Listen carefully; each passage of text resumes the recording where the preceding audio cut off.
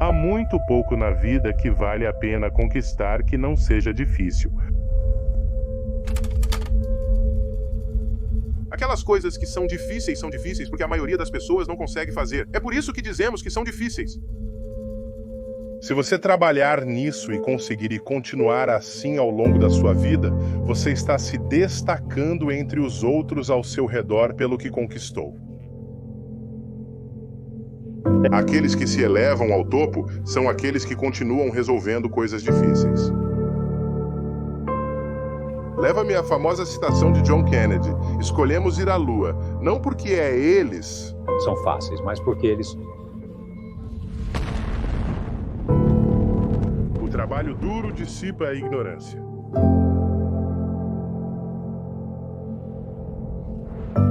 Você disse que te contaram, então você tem que acreditar. Eu nunca vou exigir que você acredite em nada bom pra você. Será apenas sempre sobre o quão convincente é a evidência para você.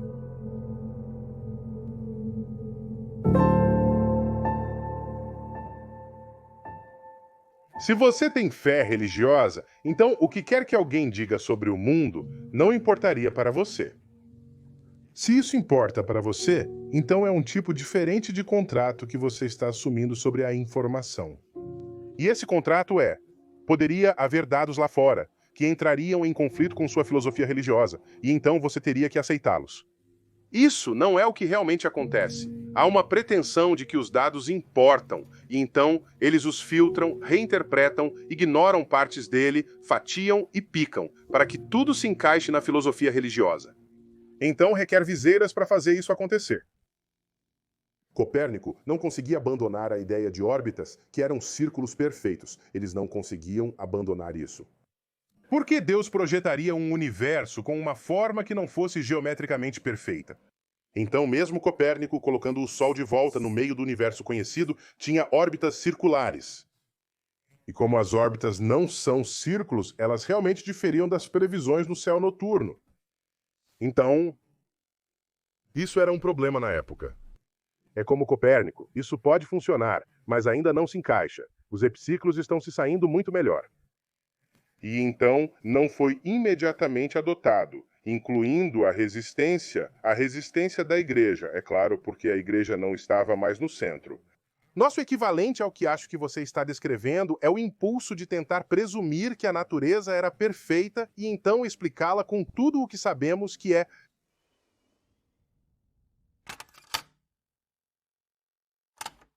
Eu me vejo como um educador responsável e, nesse papel, se você quiser colocar suas filosofias de criação em uma sala de aula de ciências, eu vou ficar no portão e impedir isso. A ciência é sobre pegar o desconhecido e descobri-lo. Corretamente.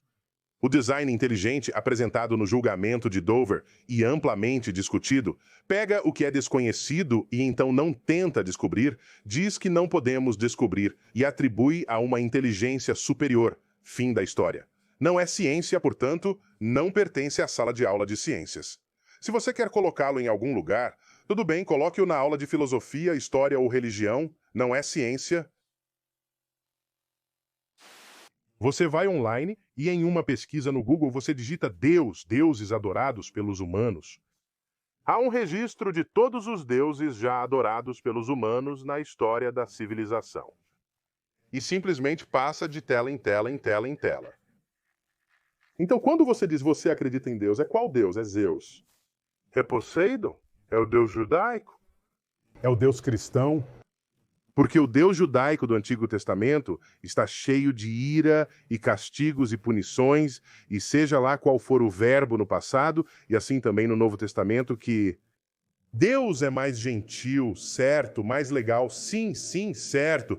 Então você olha para tudo isso e diz, é esse o Deus que você quer que eu comente, ou existe algum outro Deus? Normalmente é a mistura judaico-cristã.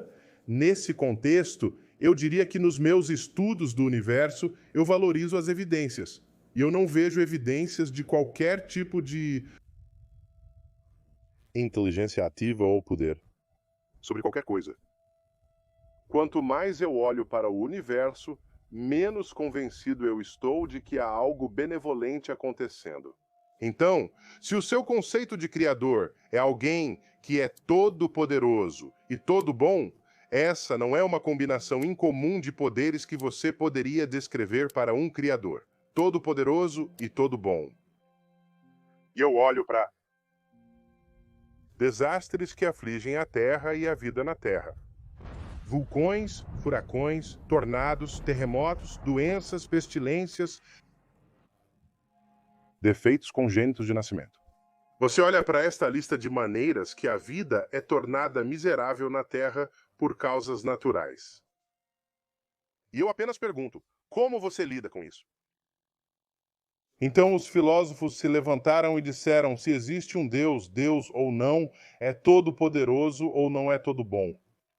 Não tenho problema se, ao investigarmos as origens das coisas, nos deparamos com um homem barbudo. Se isso aparecer, estamos prontos para seguir, certo? Sem problemas. Simplesmente não há evidências disso. E é por isso que as religiões são chamadas de fé, coletivamente, porque você acredita em algo na ausência de evidências. É isso que é. É por isso que é chamada fé. Caso contrário, chamaríamos todas as religiões de evidências. Mas nós não fazemos isso exatamente por esse motivo.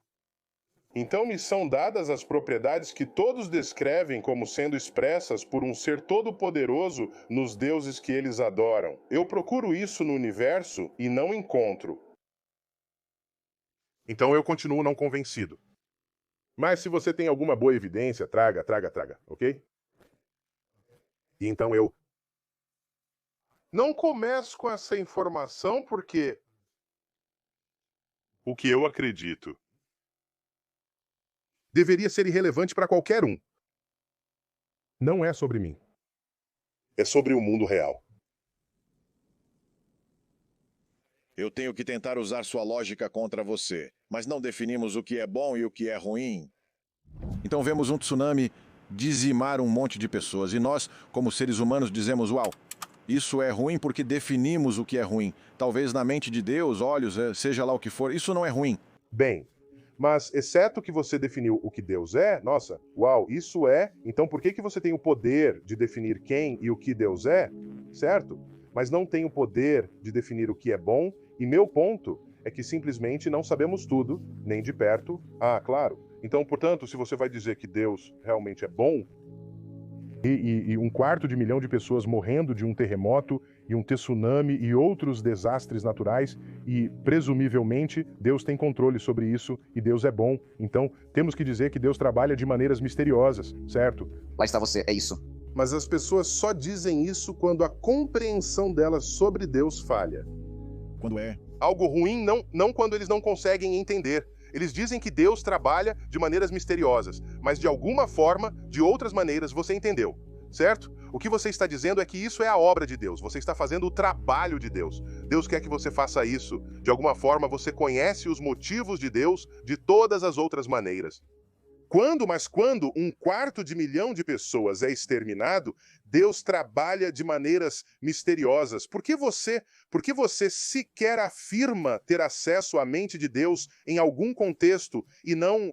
Outros apenas. Admita que você não tem ideia e siga em frente com a vida. É assim que eu vejo isso. Conforme você ascende da Terra e olha para a nossa insignificância temporal, espacial e organizacional em termos da escala do cosmos. Se você vai dizer que a mesma pessoa que fez o cosmos se importa com a sua vida nesta Terra, quanto maior sabemos que o cosmos é, mais essa afirmação representa uma expressão de arrogância ou ego. E então, você acaba se afastando da ideia de que a pessoa que criou o universo se importa com suas orações. E então é um argumento de plausibilidade. Eu não chamaria isso de um experimento científico, mas na ciência você sempre tem que fazer um julgamento sobre o que é sensato dada a informação e o que não é, e quanto maior é o universo, menos sensato parece um Deus pessoal como cientista. Se você é religioso e diz algo que é patentemente, objetivamente falso, eu vou te dizer que não vou respeitar suas visões se elas forem objetivamente falsas, pois devo isso ao seu intelecto para explicar o que é objetivamente verdadeiro diante do que você acha que é verdade, quer que seja verdade ou deseja que seja verdade. Eu respeito sua liberdade de pensar o que você quiser. Mas se você for tomar uma decisão baseada em algo que é objetivamente falso, que emana do seu sistema de crenças, não importa o que seja, eu sou obrigado. Como educador, eu digo, sabe, isso não vai funcionar. Ou aqui está o motivo de isso não funcionar. Você está aconselhando alguém que não sabe melhor. E isso não é do melhor interesse deles. Sim, eu vou dizer isso.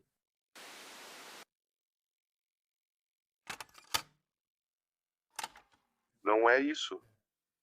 Pessoas religiosas estragam a sociedade. Essa é a maneira errada de olhar para isso. O problema é o dogma em qualquer forma. Estraga a sociedade. Você pode ter dogma político, sim, que... Não tem menos culpa em estragar a sociedade do que o dogma religioso. O problema aqui é o dogma.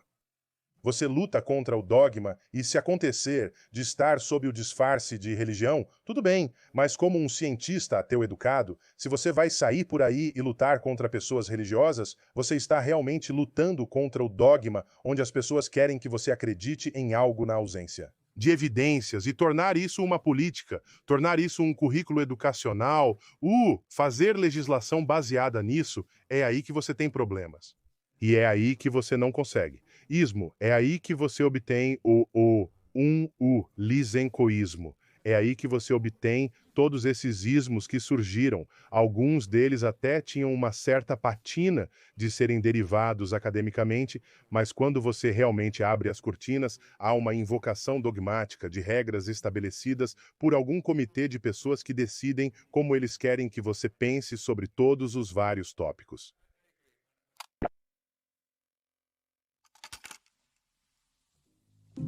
Meu impacto seria: as pessoas aprendem comigo de uma maneira que elas são empoderadas pelo que eu ensinei a elas, de modo que quando pensam no que aprenderam comigo, elas não pensam mais em mim, elas pensam em si mesmas. Base de entendimento de como este mundo funciona. E assim que eu me torno irrelevante daquele exercício. E porque se as pessoas disserem que isso é verdade, porque Tyson disse, então eu falhei. Não é assim que você ensina alguém, isso é ensinar pela autoridade. Eu quero ensinar você a pensar sobre o mundo. E então você diz, eu tenho uma nova maneira de entender o mundo. E você simplesmente sai correndo. Você nem mesmo olha para trás, porque um novo nível de fome desceu sobre você. E métodos e ferramentas para alimentar essa fome agora estão acessíveis para você. Então, meu impacto seria esse. Outros são impactados e eles nem mesmo se lembram que eu tive algo a ver com isso. No meu túmulo, eu quero... O epitáfio seja: envergonhe-se de morrer até que você tenha conquistado alguma vitória para a humanidade. Isso é Horace Mann. Eu posso apoiar isso? E uma vitória para a humanidade não é uma vitória para você mesmo. Não são estátuas, não é o seu nome. É apenas a humanidade melhor. Qualquer um de nós, acho, deveria querer que o mundo fosse um pouco melhor por você ter vivido nele. Isso não significa que as pessoas estão te elogiando, não é nem sobre isso. Mas o que você tem para dar sem expectativa de retorno. A medida de se você aprendeu algo, não é se era obviamente verdade para você, à primeira vista.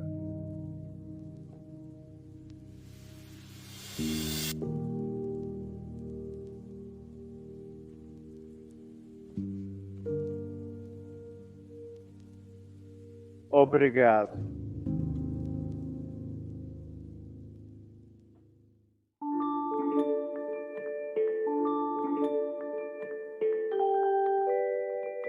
Aqui estamos em um planeta que é com cerca de 5 mil milhões de anos. O Sol ao redor do qual ele gira não é muito mais velho. Faz parte de uma galáxia que talvez tenha 10 ou 12 mil milhões de anos, que é uma entre talvez centenas de milhares de milhões de outras galáxias.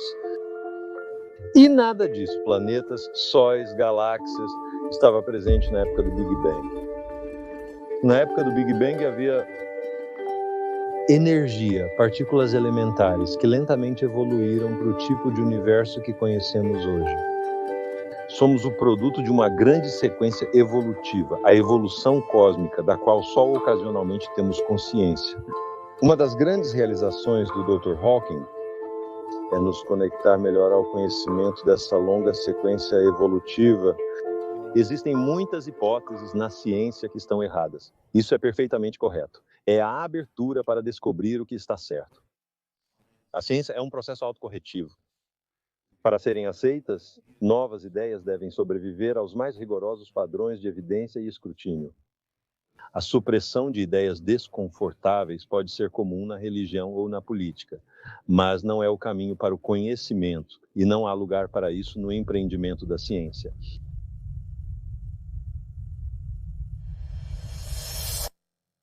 Nossa capacidade de entender as coisas instantaneamente, o chamado senso comum, deriva de uma certa gama de tamanho, velocidade e duração que são apropriados para a existência humana. Sabemos sobre coisas de 1/10 de milímetro a alguns quilômetros, de uma fração de segundo a uma vida inteira e assim por diante. Então, quando estamos lidando com questões de física quântica, onde partículas têm um tamanho de 10 elevado à potência negativa 13 centímetros, ou em cosmologia, onde estamos falando de 10 bilhões de anos-luz ou mais, é muito razoável que nossa intuição não seja adequada para a tarefa. Um ponto que gostaria de ressaltar sobre isso é que toda cultura humana tem um conjunto de mitos de criação, mas eles estão no reino da mitologia, ou religião, ou folclore, todos mutuamente inconsistentes. A grande coisa que está acontecendo em nosso tempo é que somos capazes, através de um método que pode realmente fazer algum progresso em direção ao verdadeiro universo lá fora, para descobrir algo sobre as origens. E este é um método científico aplicado à ciência da cosmologia. A coisa sobre a ciência é que, antes de tudo, ela busca como o universo realmente é e não o que nos faz sentir bem. E muitas das doutrinas concorrentes buscam o que nos faz sentir bem e não o que é verdadeiro. Eu acho que a essência do método científico é a disposição para admitir que você está errado, a disposição para abandonar ideias que não funcionam, e a essência da religião é não mudar nada. As supostas verdades são transmitidas por alguma figura reverenciada, e ninguém supostamente deve fazer qualquer progresso além disso, porque toda a verdade é considerada em mãos. Minha sensação é que o modo científico de pensar, questionar, uma mistura delicada de incentivo criativo a novas ideias e o escrutínio mais rigoroso e cético de ideias novas e antigas, eu acho que esse é o caminho para o futuro, não apenas para a ciência, mas para todas as instituições humanas. Temos que estar dispostos a desafiar, porque estamos em desesperada necessidade de mudança. Não é que pseudociência e superstição e crenças chamadas de nova era e fanatismo fundamentalista sejam algo novo. Eles estão conosco desde que nos tornamos humanos. Mas vivemos em uma era baseada em ciência e tecnologia com poderes tecnológicos formidáveis. Ciência e tecnologia estão impulsionando. Nos para frente a taxas aceleradas. Isso mesmo. E se não entendemos isso por nós, eu quero dizer o público em geral, se é algo que, eu não sou bom nisso, eu não sei nada sobre isso. Então, quem está tomando todas as decisões sobre ciência e tecnologia que vão determinar que tipo de futuro nossos filhos vão viver? Essa mistura combustível de ignorância e poder, mais cedo ou mais tarde, vai explodir em nossas caras. Quero dizer, quem está dirigindo a ciência e a tecnologia em uma democracia se as pessoas não sabem nada sobre isso? E a segunda razão que estou preocupado com isso é que a ciência é mais do que um corpo de conhecimento. É uma forma de pensar, uma maneira de interrogar ceticamente o universo com uma boa compreensão da falibilidade humana. Se não somos capazes de fazer perguntas céticas, de interrogar aqueles que nos dizem que algo é verdade, de ser céticos em relação àqueles no poder, então estamos à mercê do próximo charlatão político ou religioso que aparece. É uma coisa que Jefferson deu grande ênfase. Não era suficiente, ele disse, para consagrar alguns direitos em uma Constituição ou uma Declaração de Direitos. As pessoas precisavam ser educadas e elas tinham que praticar seu ceticismo e sua educação. Caso contrário, nós não comandamos o governo, né? O governo nos comanda. O que é fé? É acreditar na ausência de evidências. Agora, eu não pretendo dizer a ninguém o que acreditar, mas para mim, acreditar quando não há evidências convincentes é um erro. A ideia é reter a crença até que haja evidências convincentes. E se o universo não se conformar com nossas predisposições, tudo bem. Então temos a obrigação angustiante de nos adaptar à maneira como o universo Realmente é. Quer dizer, mas eu quero dizer, então, você avança para dizer que nego toda a religião porque não consigo vê-la provar cientificamente. Não, não, não. Você vê o valor do religioso. experiência e o valor de buscar experiências superiores. Deixe-me dizer, a religião lida com a história, com poesia, com grande literatura, com ética, com moral, incluindo a moralidade de tratar com compaixão os menos afortunados entre nós. Todas essas são coisas que eu endosso de todo o coração. Onde a religião se mete em problemas é nos casos em que ela finge saber algo sobre ciência. A ciência na Bíblia, por exemplo, foi adquirida pelos judeus dos babilônios durante o cativeiro babilônico de 600 a.C. Essa era a melhor ciência do planeta naquela época, mas aprendemos algo desde então. Catolicismo romano, judaísmo reformado, a maioria das denominações protestantes mainstream não tem dificuldade com a ideia de que os humanos evoluíram de outras criaturas, que a Terra tem 4,6 bilhões de anos com o Big Bang. Eles não têm nenhum problema com isso. O problema surge com pessoas que são literalistas bíblicos, que acreditam que a Bíblia foi ditada pelo Criador do universo para um estenógrafo infalível e, portanto, então, e não tem metáfora ou alegoria, e a partir daí eles fazem suas escolhas políticas e econômicas.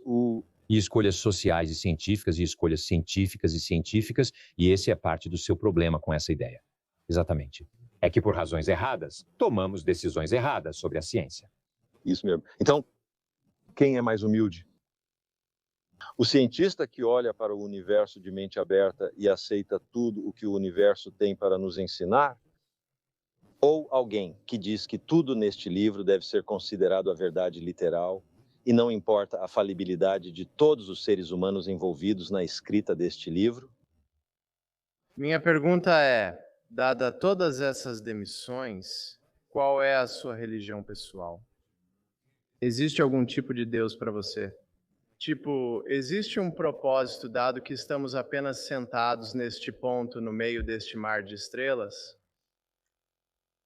Agora, eu não quero evitar nenhuma pergunta. E eu não vou evitar essa. Mas deixe-me perguntar, o que você quer dizer quando usa a palavra Deus? Parece que ao longo dos séculos, nós, humanos, criamos um arcabouço mitológico que sempre envolveu algum tipo de poderes espirituais superiores. E como toda cultura humana, à medida que isso desaparece, à medida que sabemos cada vez mais que, e parece cada vez mais difícil provar que algo assim possa existir, onde isso nos deixa? Nossa própria.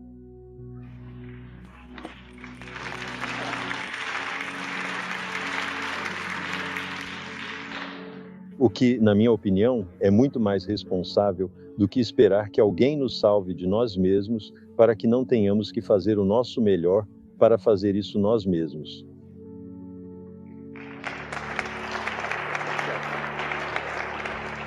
E se estivermos errados e houver alguém que intervenha e nos salve, tudo bem, isso é aceitável. Eu sou a favor disso, mas nós, você sabe, equilibramos nossas apostas. É a aposta de Pascal executada ao contrário. Direi outra palavra.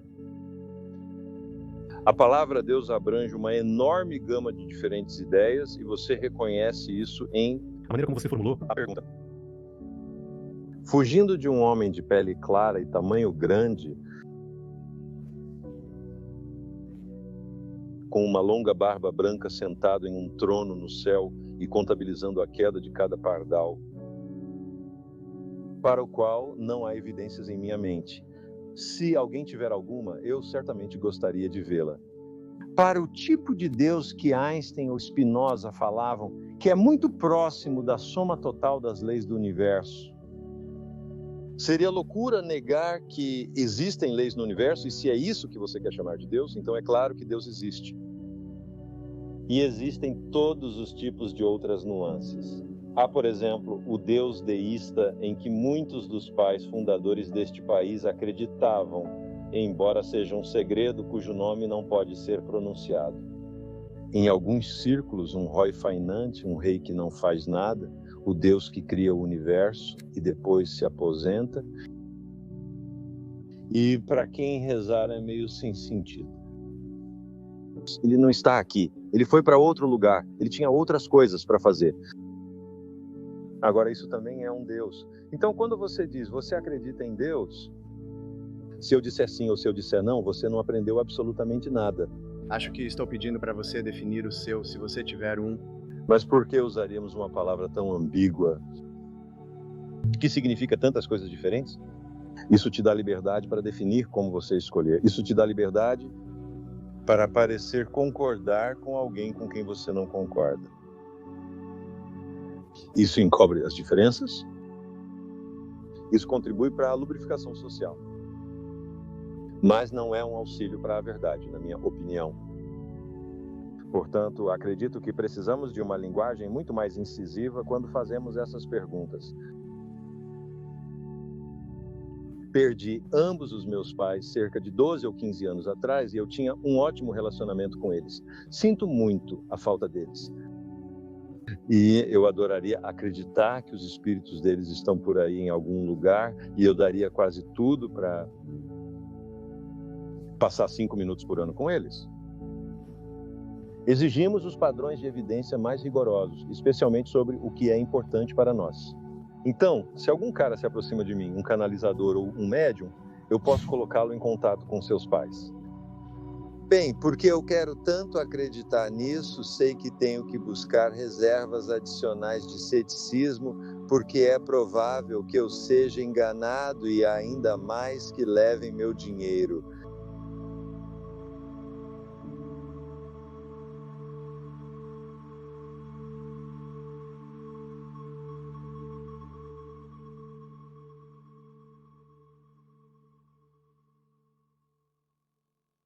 Nós temos o dom de buscar padrões em nossas mentes.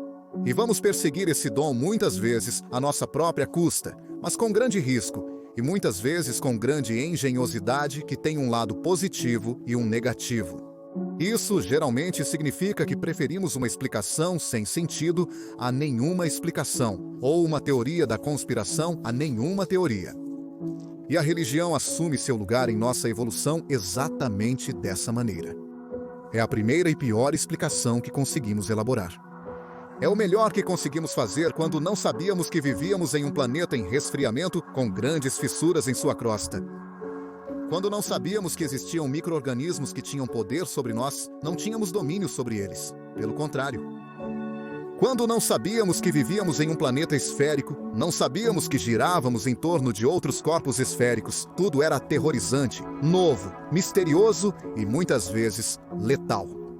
Foi nossa primeira tentativa de filosofia dessa maneira, primeira tentativa de cosmologia, primeira tentativa de geografia, biologia, todo o resto, uma tentativa desesperada, pertencente ao choro, medo, ignorância da infância de nossa espécie, mas muito necessária. E ainda possui a vantagem de ter vindo primeiro. A terrível vantagem sobre a mente e o aprendizado que possui é a sua originalidade. E a história da emancipação humana é a luta para se afastar dessa primeira tentativa aterrorizante, tola e ignorante.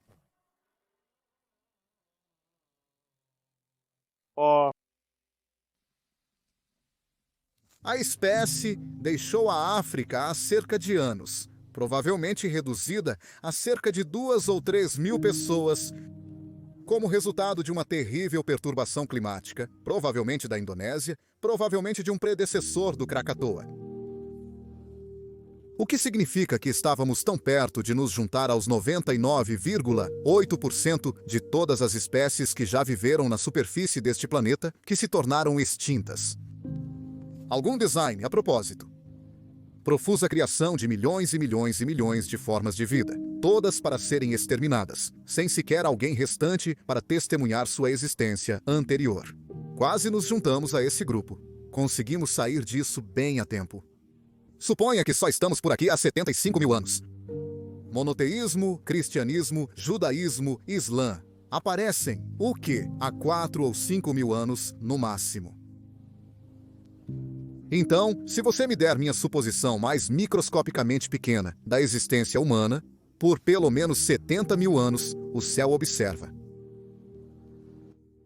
Enquanto a espécie humana nasce, morre, geralmente por causa de seus dentes, geralmente por volta dos 20 anos, observa isso com indiferença. Milhares e milhares de gerações, miseráveis, analfabetas, famintas, com fome, sem falar nas guerras que travarão entre si, sem falar nas crueldades que infligirão, bem como as que sofrerão apenas pela existência. E apenas 3 ou 4, talvez 5 mil anos atrás, o céu decide que já é suficiente disso. É hora de uma intervenção. E a melhor maneira de fazer isso seria na parte mais primitiva do Oriente Médio. Não na China, onde as pessoas podem ler e já olharam por telescópios. Não, na parte mais primitiva do Oriente Médio, basicamente oferecendo sacrifícios humanos a eles.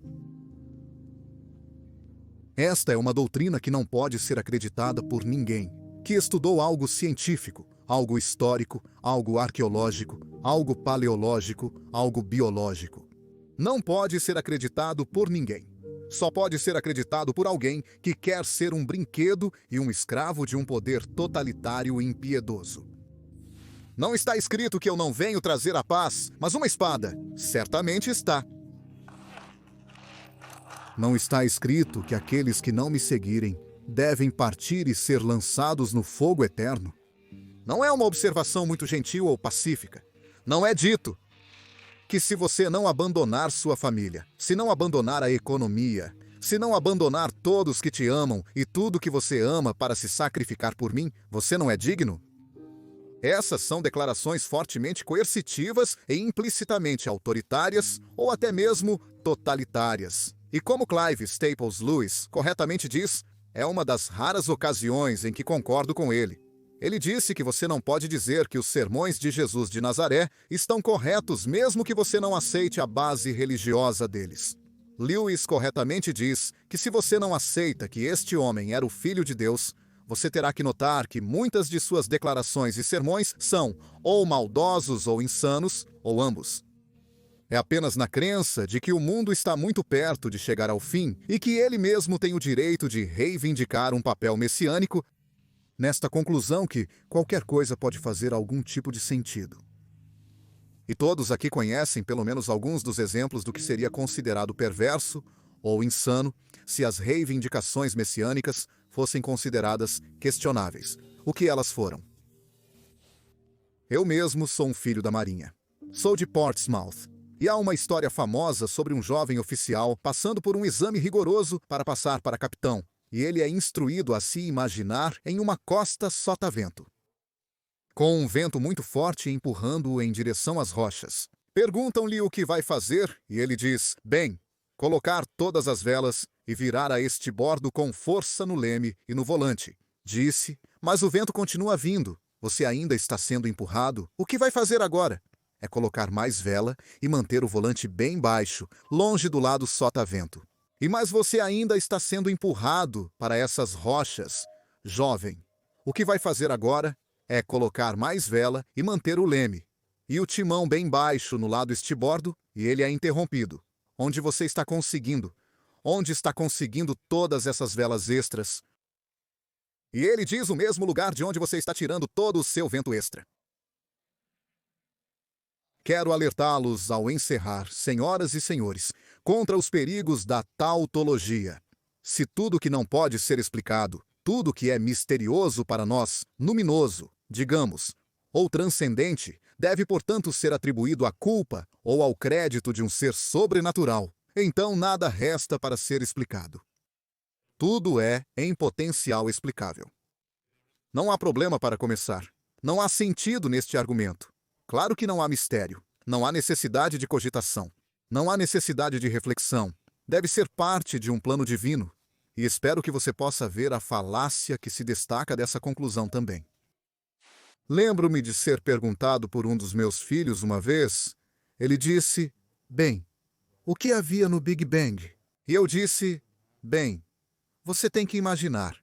Isso mostra como nosso próprio vocabulário é pobre, e suspeito que nossa própria capacidade também seja. Em outras palavras, acho que há algumas coisas, não que não entendemos ou sabemos, mas que não podemos. Então, somos reduzidos a imagens primitivas. Mas eu disse, suponha que você pudesse imaginar toda a matéria condensada em algo como uma pequena mala preta densa, do tipo que você vê as pessoas carregando dinheiro em crimes e está prestes a voar. É isso que você teria que ser capaz, e que tudo que vai existir está dentro disso. Foi o melhor que eu pude fazer, e eu não acho que muitas pessoas poderiam fazer, se eu posso dizer, muito melhor que isso. Mas eu fiquei completamente desmontado porque o garoto disse, bem, o que estava fora da mala? E eu pensei, bem, eu não posso fazer isso. E eu não conheço ninguém que possa. E isso, de certa forma, seria meu ponto principal. Eu não preciso saber. Você precisa. Você é quem diz, sabe, não eu. Os teístas e deístas dizem, vamos lá, nós sabemos. Isso só é possível com um autor. Isso só é possível com um criador. Só é possível com um mestre e comandante. Só é possível com um ditador. De nada. Eu não preciso de 5 minutos. Eu escrevi um livro uma vez sobre um famoso edifício chamado Parthenon, sem o qual eu não poderia existir, sem o qual nossa civilização não poderia existir. Pré-cristã, a propósito, assim como é uma enorme quantidade da civilização que Habermas afirma ser inspirada por ela. Isso à parte. A simetria e a beleza.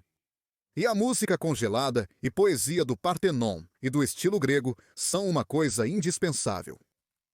Se fosse destruído, eu me sentiria meio órfão. Mas eu não tenho interesse na religião que costumava animá-lo. O culto a Palas Atena está morto. E vazio para mim, assim como a ideia de ateniense, imperialismo, assim como os chamados mistérios de Eleusis e o resto. Tudo o que me resta são as escolas de filosofia que valem a pena estudar. Então, novamente, vai ser uma questão: como assimilamos o que era para as gerações anteriores e religiões anteriores e fé extinta? Algo tão importante. Como mantemos o valor que é inato nisso, sem nos rendermos aos cultos e ilusões que tanto o animaram? Esses são ensaios culturais muito importantes. E eu afirmo que podemos fazer isso. Eu acredito que podemos recuperar a conexão perdida, aquela que o monoteísmo rompeu entre Atenas e Jerusalém. E poderíamos recuperar um mundo onde a filosofia fosse valorizada. A beleza da ciência era considerada digna de estudo, digna de reverência até. Onde a literatura seria a chave para o estudo da ética e moralidade. E se você quisesse o transcendente, teria amor, sexo e música. E você não precisaria de nenhuma permissão sobrenatural para toda essa bobagem? Bem, eu acho que sinto muita falta disso. Sinto como se algo tivesse sido arrancado de mim antes de eu nascer. Pela perda disso, mas somos inteligentes o suficiente para recuperá-lo. Se apenas deixarmos para trás o absurdo horrendo dos livros sagrados e as pregações vis daqueles que querem que o mundo chegue ao fim.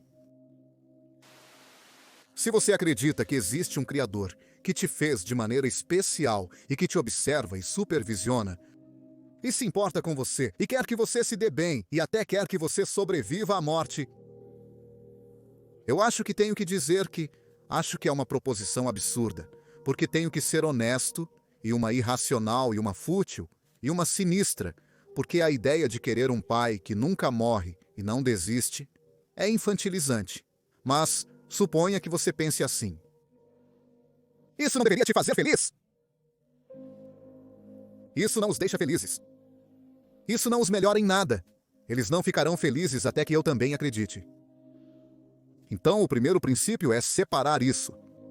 Guardem isso para vocês. Vão para qualquer igreja que quiserem. Construam qualquer igreja que quiserem. Façam isso com o próprio dinheiro. Não peçam ao governo para ensinar essas coisas aos meus filhos na escola pública. Nós não vamos permitir isso. E certamente, quem é, em outras palavras, eu não, quando me sinto ofendido por um artigo sujo que leio sobre ateus e judeus e secularistas, eu tenho que, bombardeios de coisas desse tipo vêm até mim o tempo todo. Eu não saio e incendeio a mesquita mais próxima porque me senti ofendido, não é? Não seja ridículo, mas eu deveria respeitar aqueles que fazem tais coisas. Eu deveria tratá-los com uma delicadeza extra. Por que eu deveria fazer isso? Quem é o ofendido aqui, realmente? Eu não vou fazer um grande alarde sobre meus sentimentos estarem feridos. Eu tenho uma pele grossa, tenho um amplo respaldo, estudei Sócrates, acho que o método socrático é mais convincente. Mas você age como se eu fosse o que está ofendendo eles ao dizer: eu acho suas crenças, na verdade, bastante inconvincíveis. E de qualquer forma, eu não vou permitir que elas sejam impostas a mim. Agora, isso está finalmente claro? Está? Eu espero que sim. Bom.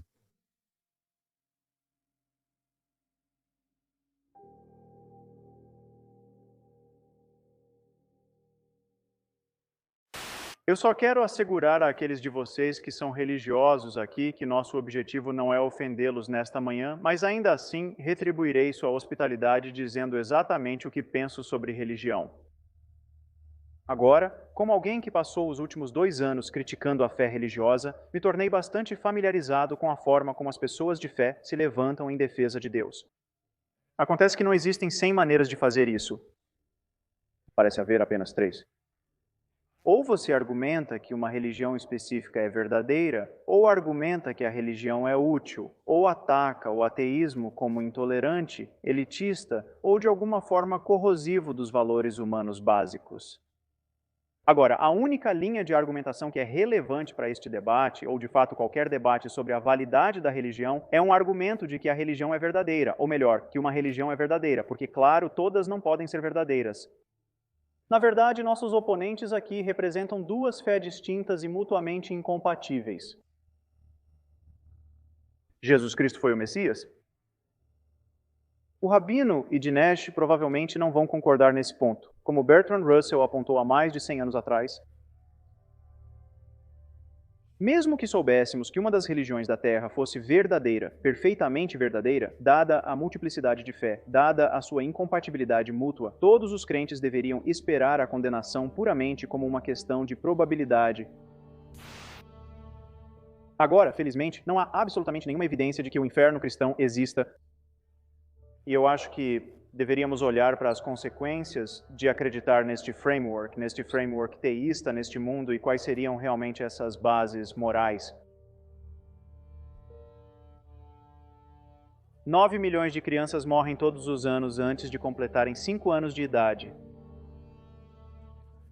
Imagine um tsunami asiático do tipo que vimos em 2004 que matou 1/4 milhão de pessoas.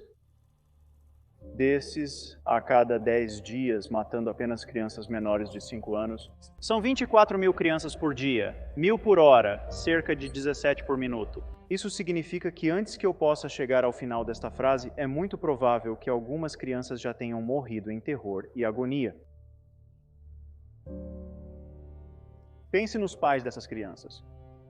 Pense no fato de que a maioria desses homens e mulheres acredita em Deus e está orando neste momento para que seus filhos sejam poupados e suas orações não serão atendidas. Mas, de acordo com o Dr. Craig, isso faz tudo parte do plano de Deus.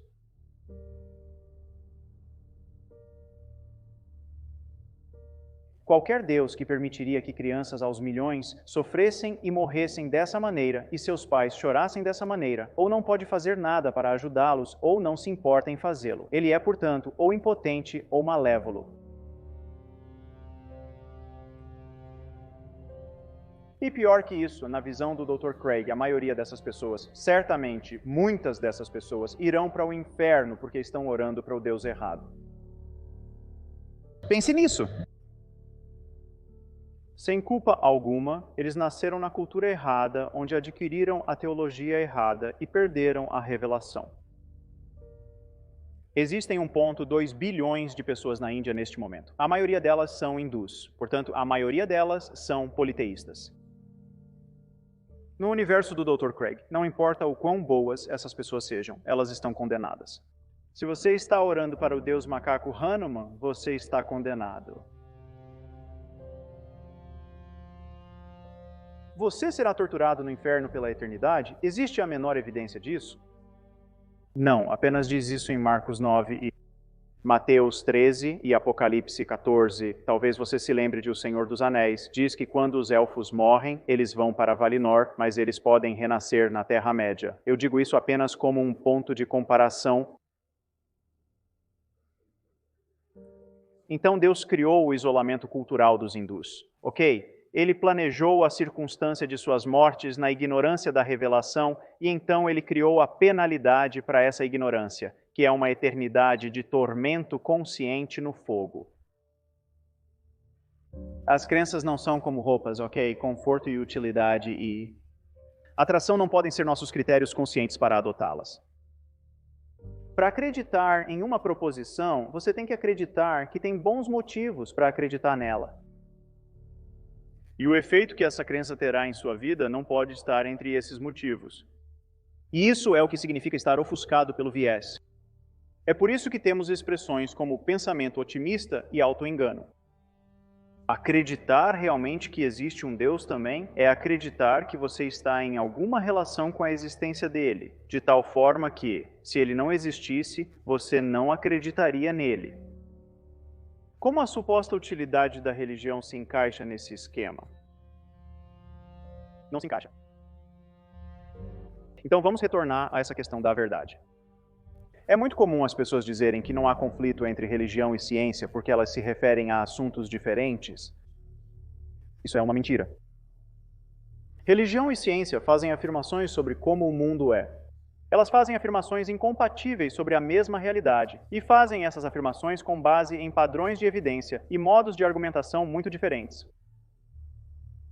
Deve ficar bem claro que há um conflito perfeito entre exigir boas evidências para o que você acredita e estar satisfeito com más evidências, ou sem evidência alguma.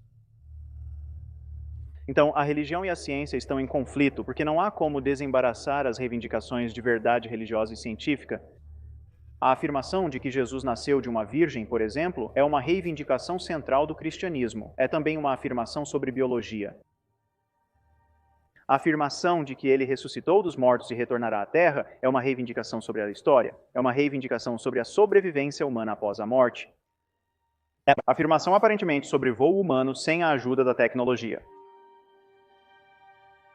Judeus, cristãos e muçulmanos, embora discordem em muitas coisas, todos concordam que no dia do julgamento todas as pessoas que já viveram serão fisicamente ressuscitadas.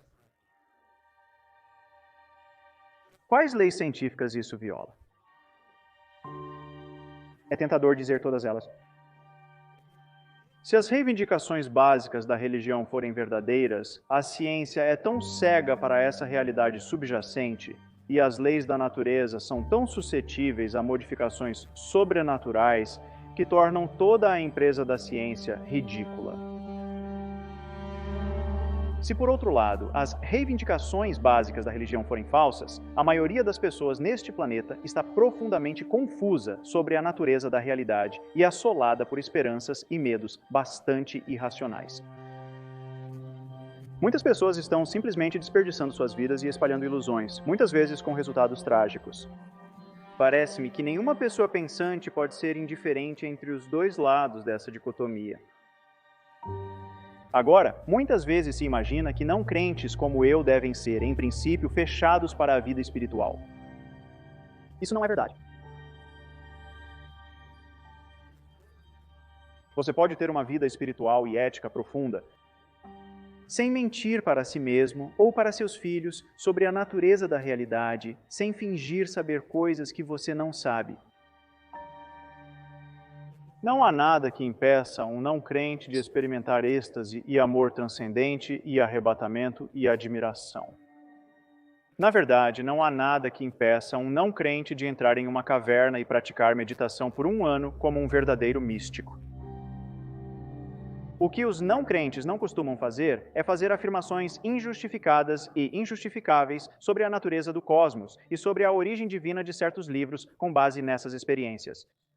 Essa é uma diferença que vale a pena notar.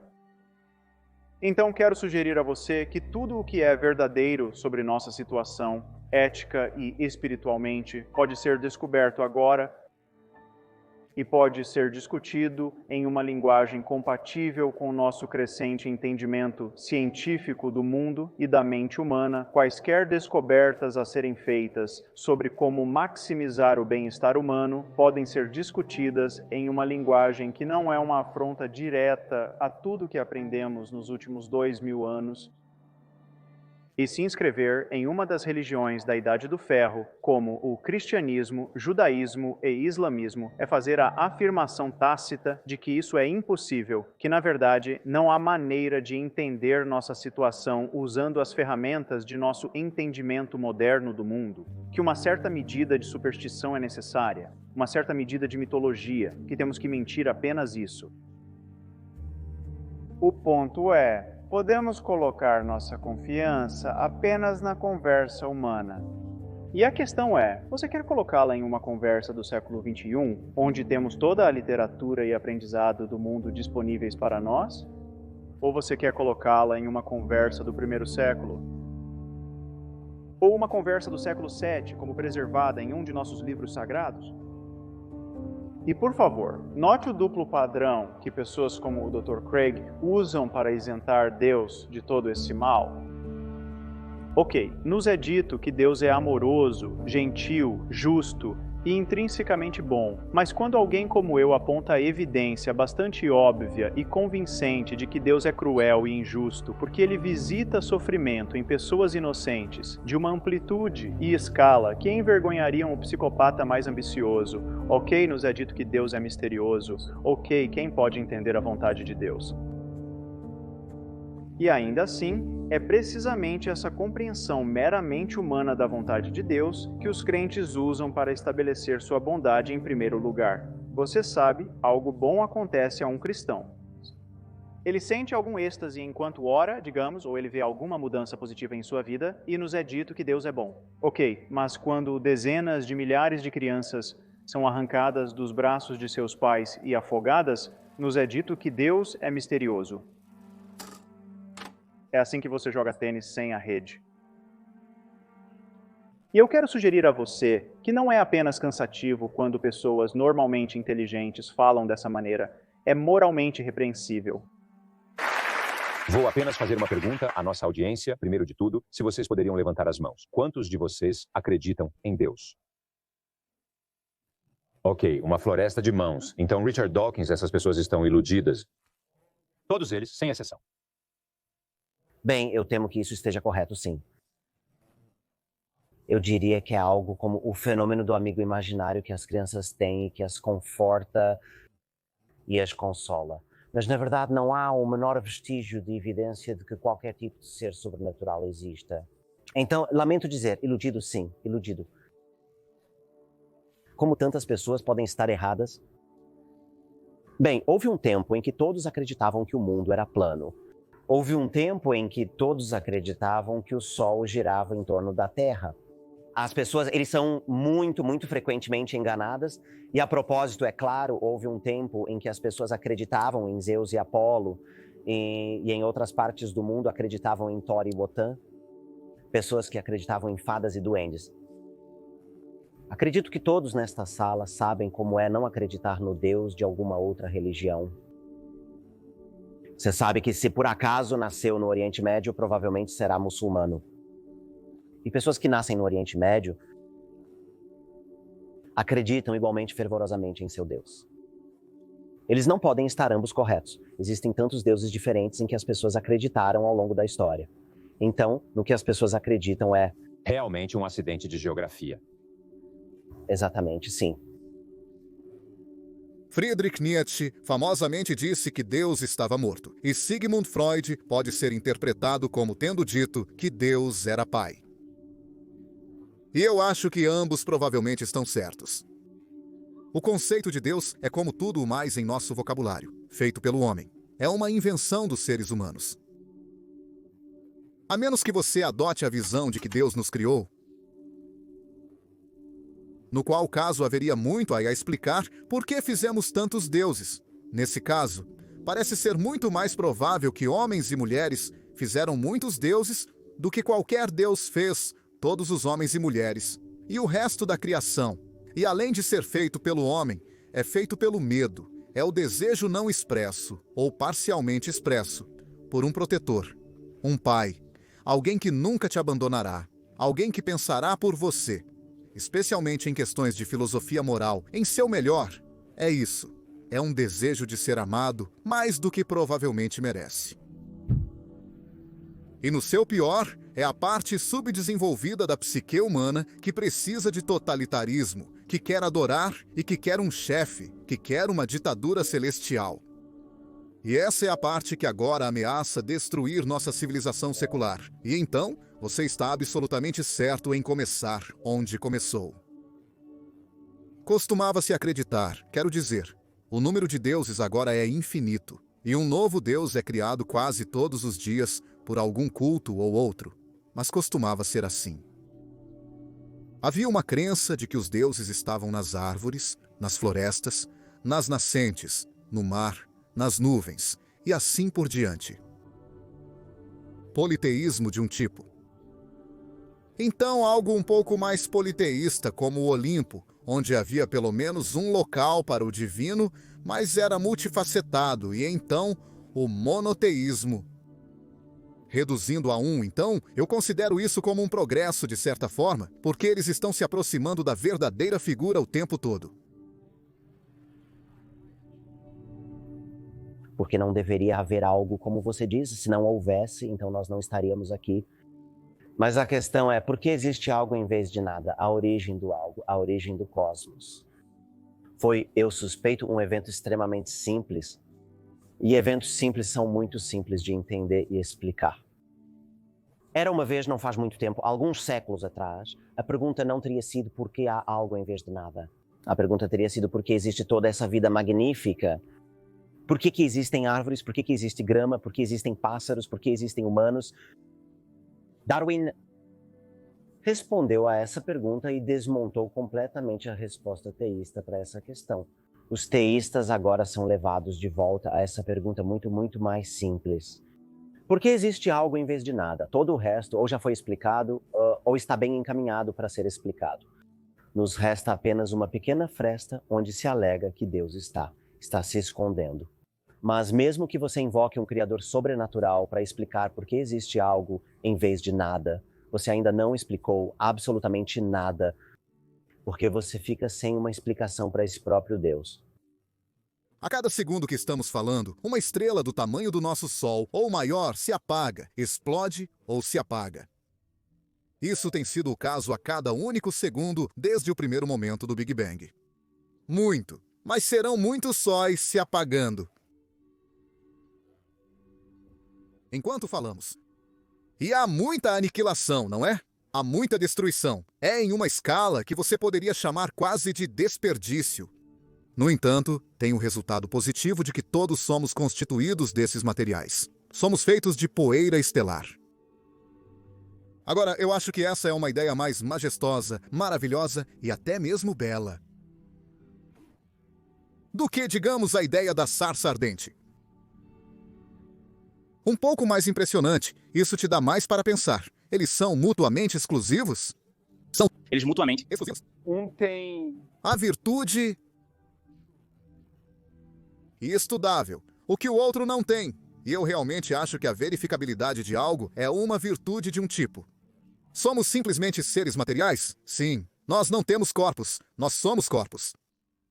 Até 50 mil anos atrás, havia 4 outros tipos de bípedes. Humanoides, não muito diferentes de nós, ainda vivendo no planeta, morreram sem deixar descendentes. Somos os únicos sobreviventes dessas pessoas, dessa família. Não sabemos se eles tinham deuses ou não. Então você acha que é inexplicável?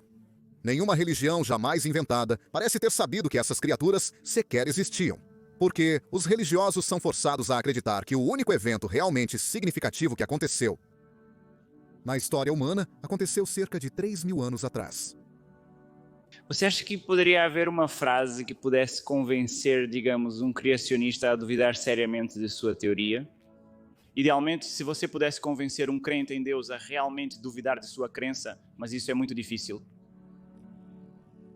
Não tenho certeza sobre uma frase. Acho que talvez o mais convincente fato, observação que você poderia apontar, seria o padrão de semelhanças que você vê quando compara os genes usando técnicas modernas de DNA, realmente olhando as correspondências letra por letra entre os genes.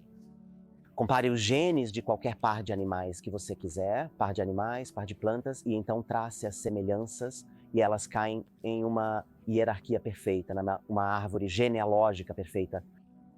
E a única alternativa para ser uma árvore genealógica é que o designer inteligente deliberadamente se propôs a nos enganar da maneira mais sorrateira e astuta. Além disso, a mesma coisa funciona com cada gene que você faz separadamente, e até pseudogenes que não fazem nada, mas são relíquias vestigiais de genes que já fizeram algo. Acho extremamente difícil imaginar como qualquer criacionista que realmente se deu ao trabalho de ouvir isso poderia possivelmente duvidar do fato da evolução, mas eles não escutam. Quero dizer, sua pergunta é uma pergunta perfeitamente boa, mas não é realmente relevante, porque o que eles fazem é simplesmente tapar os ouvidos e dizer lá, lá, lá. Eles sabem o que é verdade porque está no livro sagrado. E isso até mesmo, quero dizer, o caso mais extremo é o geólogo Kurt Wise, que tem um PhD em geologia de Harvard. E disse: se todas as evidências no universo apontassem para uma Terra antiga, eu seria o primeiro a admitir, mas ainda seria um criacionista da Terra jovem, porque é isso que a Sagrada Escritura me ensina. Você não pode discutir com uma mente assim. Uma mente assim me parece uma desgraça para a espécie humana.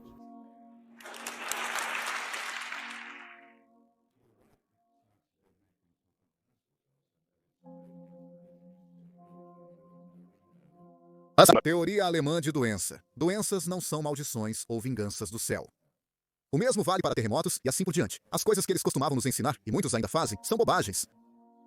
Bobagens maléficas, bem como bobagens ignorantes. Mas também nos ensinou, apenas na minha vida, uma quantidade enorme a mais sobre o quão pouco sabemos. Somos muito, muito mais ignorantes do que as pessoas que viveram antes de Galileu.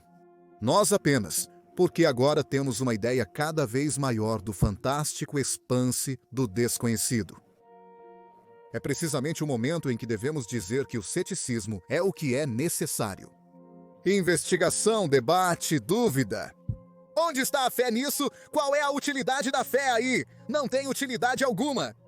Sócrates, que pelo que eu sei, existiu, mas pode muito bem não ter existido. Não importa para mim. Ninguém me insultaria se dissessem: Sócrates, seu grande herói não existiu. Tente isso com um muçulmano. Tente com um cristão que seus profetas não existiram. Ou diga às pessoas que Moisés é um mito. Eles começam a se agitar, fazendo barulhos ameaçadores com muita frequência. Sócrates disse: você só está educado quando entendeu o quão ignorante você é, e só vai descobrir isso duvidando de tudo o tempo todo. Há toda a diferença do mundo entre essa perspectiva e essa mentalidade agora, e a mentalidade de fé e, em segundo lugar, em metafísica, na qual você, notei, se refugiou várias vezes já esta noite. Como? O que é amor? É algo poético ou é prosaico? Muito boas perguntas, mas metafísicas. Aqueles que dizem que Deus existe e intervém no mundo, em outras palavras. Aqueles que dizem que há um Deus religioso, o Deus da religião, estão dizendo que a redenção está disponível para os seres humanos, que a salvação está disponível para eles, e que se rejeitarem a oferta, podem ter grandes problemas. Agora não comece a falar para uma audiência como esta, ou, se não se importa, para um parceiro de debate como eu, como se a religião fosse uma questão privada, porque todos sabem que, se fosse, não haveria nada para discutir. É precisamente porque afirma ser uma solução total, uma solução completa para todos os problemas. Disponível sob pena de morte, às vezes em algumas formas, mas disponível para você se apenas tiver fé suficiente. Descobrimos que a fé é provavelmente a virtude mais superestimada e a menos útil para nós nos dilemas reais que realmente temos que enfrentar.